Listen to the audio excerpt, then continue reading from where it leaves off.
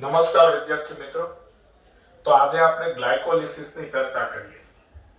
આગળના લેક્ચરમાં આપણે એવી વાત કરી હતી કે ગ્લુકોઝનું જારક શ્વસન થાય ને એમાંથી એટીપી સ્વરૂપે ઊર્જા મુક્ત થાય। તો ગ્લુકોઝમાંથી એટીપી સ્વરૂપે ઊર્જા મુક્ત થાય એ ક્રિયા કેટલાક નાના તબક્કાઓમાં થાય। એમાં ખાસ કરીને જારક શ્વસનની ક્રિયા જે ઓક્સિજનની હાજરીમાં થાય તેમાં 3 તબક્કા હોય। એમાં પ્રથમ તબક્કો છે ગ્લાયકોલિસિસ, ત્યાર પછી ક્રેબ્સ ચક્ર અને ઓક્સિડેટિવ ફોસ્ફોરાયલેશન અને અજારક શ્વસન કે જે ઓક્સિજનની ગેરહાજરીમાં થાય તેમાં માત્ર ગ્લાયકોલિસિસ થાય, પરંતુ અજારક શ્વસનમાં ક્રેબ્સ ચક્ર અને ઓક્સિડેટિવ ફોસ્ફોરાયલેશન જેવા તબક્કા ન થાય। પૃથ્વી પર કેટલાક સજીવો ઓક્સિજન વગરની પરિસ્થિતિમાં પણ જીવી શકે છે, એટલે કે કાયમ માટે અજારક શ્વસન કરે છે। જેનું ઉદાહરણ આપણી પાસે છે માઇકોપ્લાઝ્મા। તો માઇકોપ્લાઝ્મા કે જે સૌથી નાનામાં નાનો કોષ છે, આદિકોષ કેન્દ્રીય કોષ છે, તો તે ઓક્સિજન વગરની પરિસ્થિતિમાં પણ જીવી શકે છે। આ પૃથ્વીની ઉત્પત્તિ થઈ અને પૃથ્વી પર જીવની ઉત્પત્તિ થઈ, તો પૃથ્વી પર પ્રથમ જે જીવ ઉત્પન્ન થયો હશે, પ્રથમ જે કોષ ઉત્પન્ન થયો હશે, તે પણ અજારક હશે। અજારક એટલે કે ઓક્સિજનની ગેરહાજરીમાં પોતાનું જીવન ટકાવતો હશે, કારણ કે એ સમયનું વાતાવરણ એટલે કે આદિ વાતાવરણ, જ્યારે જીવની ઉત્પત્તિ થઈ ત્યારનું વાતાવરણ એ રિડ્યુસિંગ હતું। રિડ્યુસિંગ હતું એટલે કે તેમાં મુક્ત ઓક્સિજન હતો જ નહીં, તેમાં હાઇડ્રોજન વાયુનું પ્રમાણ વધારે હતું। એટલે પૃથ્વી પરનું આદિ વાતાવરણ, જીવની ઉત્પત્તિ સમયનું વાતાવરણ એ રિડ્યુસિંગ હતું, તેમાં મુક્ત ઓક્સિજનનો અભાવ હતો। એટલે એ સમયે જે પ્રથમ કોષ ઉત્પન્ન થયો, પ્રથમ જીવ ઉત્પન્ન થયો, તે પણ અજારક હતો। પૃથ્વી પર કેટલાક સજીવો એવા છે કે જે અજારક પરિસ્થિતિ અને જારક પરિસ્થિતિ બંનેમાં જીવી શકે છે, એટલે કે અજારક શ્વસન કરી શકે છે ઓક્સિજન ન મળતો હોય ત્યારે, અને પૂરતા પ્રમાણમાં ઓક્સિજન મળતો હોય ત્યારે જારક શ્વસન પણ કરી શકે છે। દાખલા તરીકે ઈસ્ટ નામની એક કોષી ફૂગ, તો ઈસ્ટ નામની એક કોષી ફૂગ એ જારક શ્વસન પણ કરી શકે છે અને અજારક શ્વસન પણ કરી શકે છે। કેટલાક બેક્ટેરિયા એવા છે કે તેનું કાર્ય અજારક પરિસ્થિતિમાં જ કરી શકે, જેમ કે શીંબી કુળની વનસ્પતિમાં મૂળ ગંડિકામાં રહેલા રાઇઝોબિયમ નામના બેક્ટેરિયા એ અજારક પરિસ્થિતિમાં જ નાઇટ્રોજન વાયુનું સ્થાપન કરી શકે, જારક પરિસ્થિતિમાં નાઇટ્રોજન વાયુનું સ્થાપન ન કરી શકે। તો આ જારક શ્વસન અને અજારક શ્વસન કરતા સજીવો વિશે આપણે વાત કરી। હવે જારક શ્વસન અને અજારક શ્વસન બંને શ્વસન ક્રિયાઓની શરૂઆત હંમેશા ગ્લાયકોલિસિસથી થાય। તો ગ્લાયકોલિસિસ એટલે શું? તો આ ગ્લાયકોલિસિસની સમગ્ર પ્રક્રિયાનો ચાર્ટ છે। આપણે જાણીએ છીએ કે ગ્લુકોઝ એટલે કે મોનોસેકેરાઇડ એ મુખ્ય શ્વાસ્ય પદાર્થ છે। કોઈ પણ સજીવોના શરીરમાં મુખ્યત્વે ગ્લુકોઝનું શ્વસન થાય છે, એટલે શ્વસનની શરૂઆત હંમેશા ગ્લુકોઝથી થાય, અને ગ્લુકોઝના એક અણુમાંથી પાયરુવિક એસિડના 2 અણુ મળે। તો ગ્લુકોઝના એક અણુમાંથી પાયરુવિક એસિડના 2 અણુ બને। આ બધા જ પદાર્થોના 2 અણુ ઉત્પન્ન થાય છે, એટલે અહીંયા * 2 એવું લખેલું છે, × 2 એવું લખેલું છે। તો પાયરુવિક એસિડના 2 અણુ બને, તો ગ્લુકોઝના એક અણુમાંથી પાયરુવિક એસિડના 2 અણુ ઉત્પન્ન થાય તે ક્રિયાને ગ્લાયકોલિસિસ કહેવાય, જેની હમણાં આપણે ડિટેલમાં ચર્ચા કરીએ છીએ। ગ્લાયકોલિસિસ કોષરસમાં થાય, કોષના કોષરસમાં થાય, અને બધા સજીવોમાં ગ્લાયકોલિસિસ થાય છે।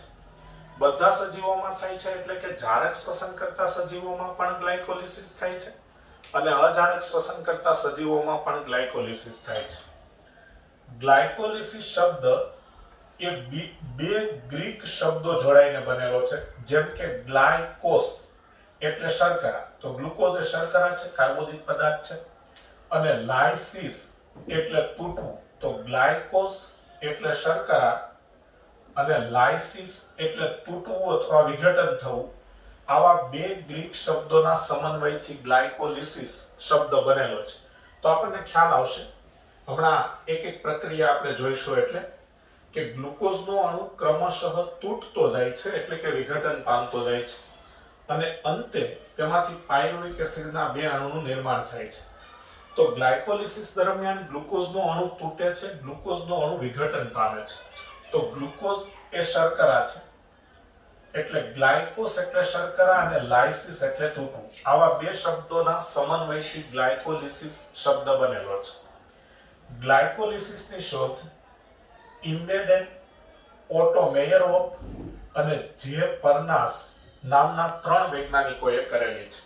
તો ગ્લાયકોલિસિસ પરિપથની શોધ ઇમ્બેડેન, ઓટો મેયરહોફ અને જે પરનાસ નામના 3 વૈજ્ઞાનિકોએ કરેલી છે. એટલે વૈજ્ઞાનિકોના નામ પરથી તેને EMP પથ પણ કહેવાય છે. ઇમ્બેડેન, મેયરહોફ, પરનાસ પથ. તો 3 વૈજ્ઞાનિકોના નામ પરથી, જે 3 વૈજ્ઞાનિકોએ ગ્લાયકોલિસિસની શોધ કરી છે, એટલે એમના નામ પરથી ગ્લાયકોલિસિસને EMP પથ પણ કહેવાય છે.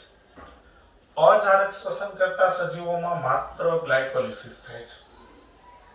એટલે કે અજારક શ્વસન કરતા સજીવોમાં ગ્લાયકોલિસિસ પછી ક્રેબ્સ ચક્ર અને ઓક્સિડેટિવ ફોસ્ફોરાયલેશન જેવા તબક્કા નથી થતા, એ જારક શ્વસનમાંથી. વનસ્પતિમાં ગ્લુકોઝ સુક્રોઝમાંથી પ્રાપ્ત થાય છે અથવા સંગ્રહિત કાર્બોદિતમાંથી પ્રાપ્ત થાય છે. હવે તો આપણે 13મું ચેપ્ટર પ્રકાશ સંશ્લેષણનું ભણી ચૂક્યા છીએ, એટલે આપણને ખ્યાલ છે કે વનસ્પતિઓમાં પ્રકાશ સંશ્લેષણની ક્રિયા થાય એટલે ખોરાક તરીકે ગ્લુકોઝનું સંશ્લેષણ થાય, પછી એ ગ્લુકોઝ સુક્રોઝમાં ફેરવાઈ જાય અને વનસ્પતિની અન્નવાહક પેશીમાં ખોરાકનું વહન સુક્રોઝ સ્વરૂપે થાય. વધારાના ખોરાકનો સંગ્રહ વનસ્પતિની પેશીઓમાં સ્ટાર્ચ સ્વરૂપે થાય. હવે જ્યારે વનસ્પતિના કોષોને એટીપી સ્વરૂપે ઉર્જા મેળવવા માટે કાર્બોદિત પદાર્થની જરૂર પડે, એટલે કે ગ્લુકોઝની જરૂર પડે, તો વનસ્પતિના કોષોમાં જે સુક્રોઝના અણુ હોય તેમાંથી ગ્લુકોઝ બને અથવા સ્ટાર્ચમાંથી ગ્લુકોઝ પ્રાપ્ત થાય. એટલે વનસ્પતિને ગ્લુકોઝના અણુ સુક્રોઝ કે સ્ટાર્ચમાંથી, સ્ટાર્ચ એટલે વનસ્પતિની પેશીઓમાં સંગ્રહિત ખોરાક, એમાંથી પ્રાપ્ત થાય છે. સુક્રોઝમાંથી કઈ રીતે ગ્લુકોઝ પ્રાપ્ત થાય?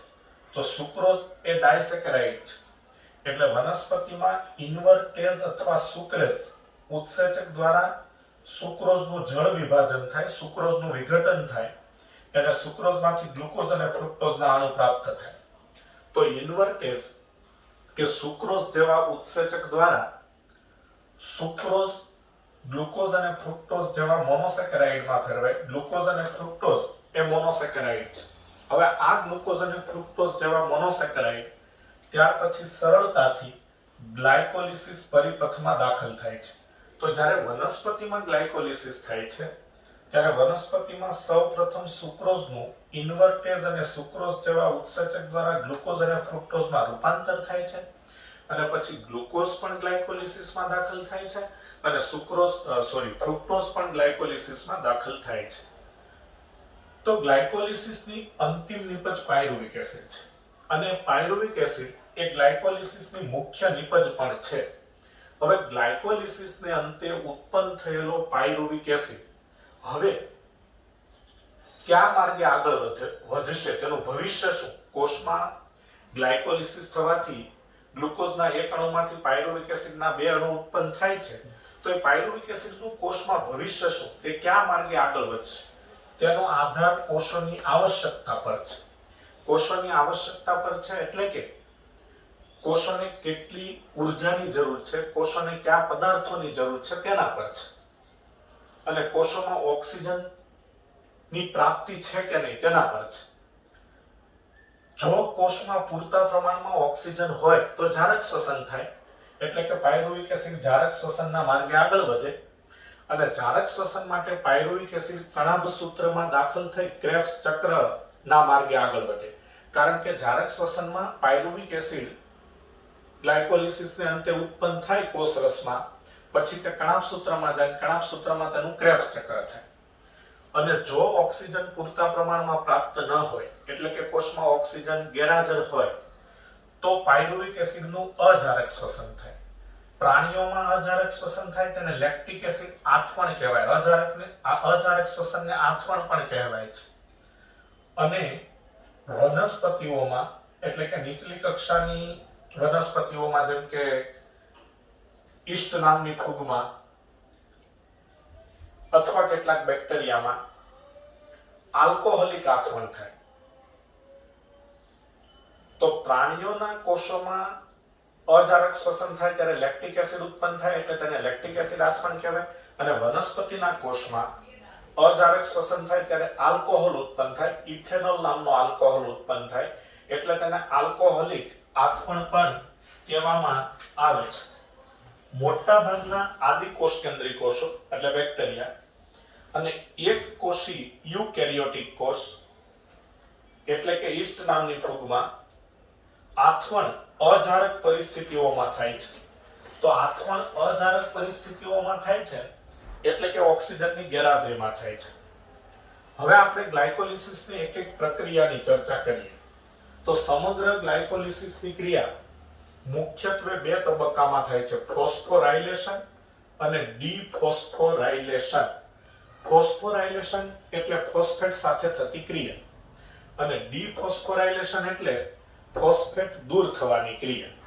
તો ફોસ્ફોરાયલેશન તબક્કામાં સૌપ્રથમ ગ્લુકોઝ કે જેમાં 6 કાર્બન છે તેની એટીપી સાથે પ્રક્રિયા છે, એટલે ગ્લુકોઝ એટીપી સાથે પ્રક્રિયા કરે એટલે એટીપી માંથી એક ફોસ્ફેટ ગ્લુકોઝના છઠ્ઠા કાર્બન સાથે જોડાય એટલે એટીપી માંથી એક ફોસ્ફેટ ઓછો થાય એટલે તેનું રૂપાંતર એડીપી માં થાય, એડી નો સાઇન ડાયફોસ્ફેટ, અને ગ્લુકોઝમાંથી ગ્લુકોઝ 6 ફોસ્ફેટ બને જેમાં પણ કાર્બન 6 છે. હવે ગ્લુકોઝ 6 ફોસ્ફેટ તેના સમઘટક એવા ફ્રુક્ટોઝ 6 ફોસ્ફેટમાં ફેરવાય.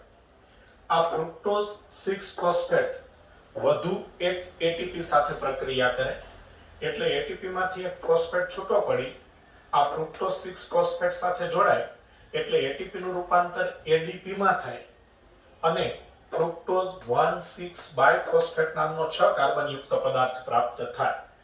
તો આમાં પહેલા કાર્બન પર અને છઠ્ઠા કાર્બન પર ફ્રુક્ટોઝમાં એક એક ફોસ્ફેટ જોડાયો એટલે આ જે નામકરણ થયું તે ફ્રુક્ટોઝ 1,6 બાયફોસ્ફેટ થયું.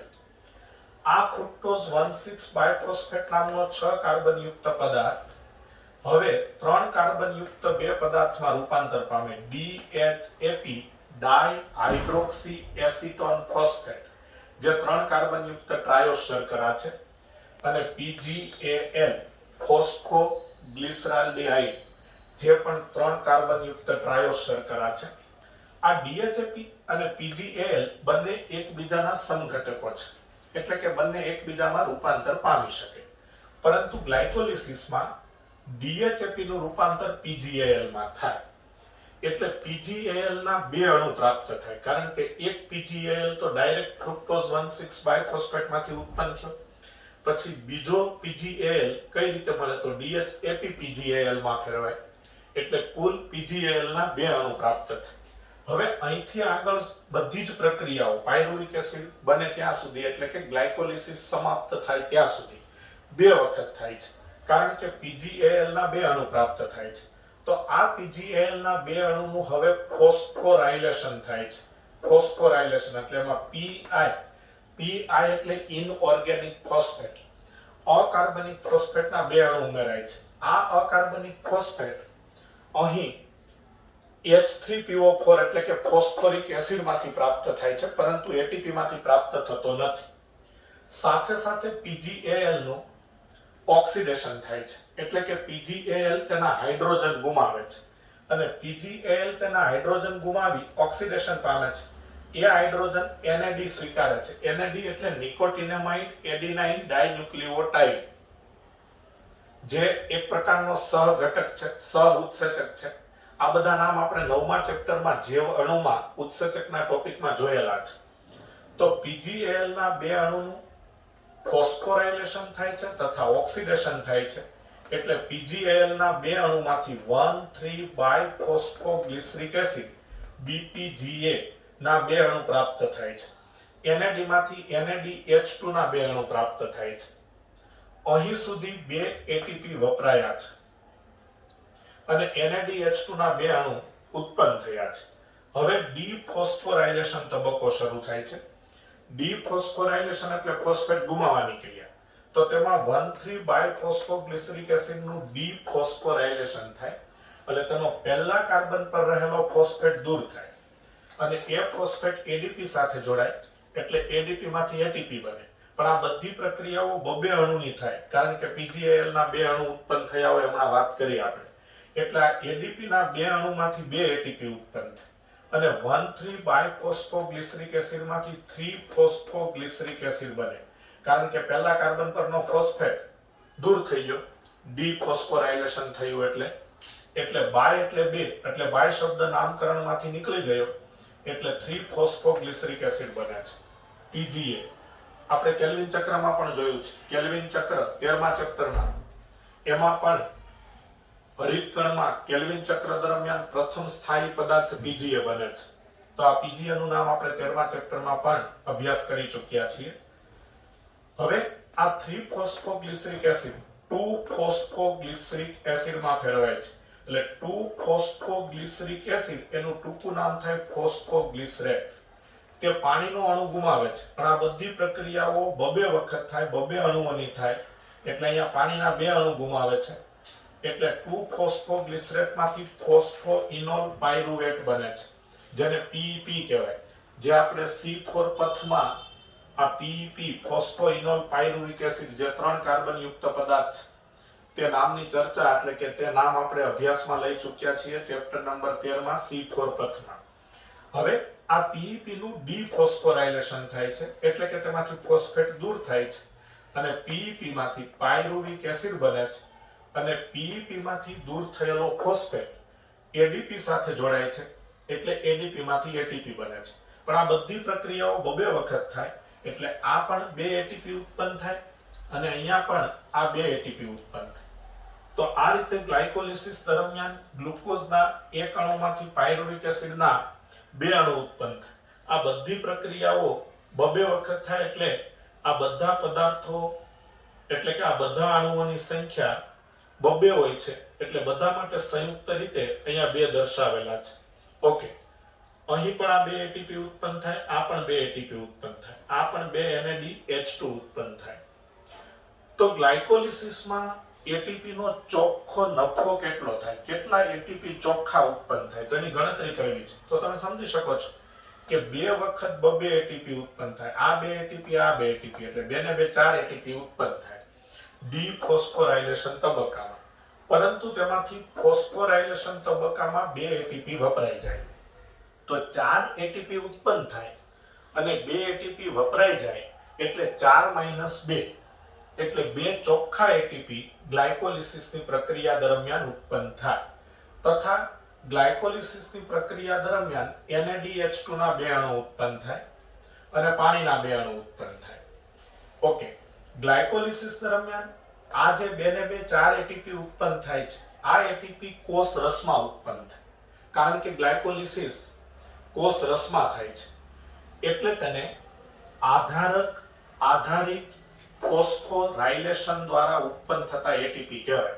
કારણ કે આ ATP ADP ના ફોસ્ફોરાઇલેશન થી પ્રાપ્ત થાય. ADP સાથે ફોસ્ફેટ જોડાય એટલે ATP બને. એટલે કોઈ પદાર્થ સાથે ફોસ્ફેટ જોડાય એને ફોસ્ફોરાઇલેશન કહેવાય. એટલે આ ATP ADP ના ફોસ્ફોરાઇલેશન થી ઉત્પન્ન થાય અને એ ફોસ્ફોરાઇલેશન કોષ રસમાં થાય, કારણ કે ગ્લાયકોલિસિસ કોષ રસમાં થાય, અને એક્ઝેક્ટ ગ્લાયકોલિસિસ કોષ રસના આધારકમાં થાય. કોષ રસનું આધારક એટલે કોષમાં આવેલ અંગિકાઓ સિવાયનો ભાગ. દાખલા તરીકે આ કોઈ કોષ છે, આ એનું કોષ કેન્દ્ર છે, આ કણાભસૂત્ર છે, આ લાઇસોસોમ છે, આ રિબોસોમ છે, વગેરે અંગિકાઓ છે, બરોબર. તો આ બધી કોષની અંગિકાઓ છે. તો આ અંગિકાઓ સિવાયનો જે આ કોષ રસ છે એને કોષ રસ આધારક કહેવાય. ગ્લાયકોલિસિસ એ કોષ રસ આધારકમાં થતું હોય છે. એટલે ગ્લાયકોલિસિસ દરમિયાન જે ATP નું સંશ્લેષણ થાય એ ATP પણ કોષ રસના આધારકમાં ઉત્પન્ન થાય. એટલે આ રીતે ઉત્પન્ન થતા ATP આધારિત ફોસ્ફોરાઇલેશન દ્વારા ઉત્પન્ન થતા ATP કહેવાય. તો આ ગ્લાયકોલિસિસની ચર્ચા છે અને અહીં આપણે લેક્ચર પૂર્ણ કરીએ છીએ.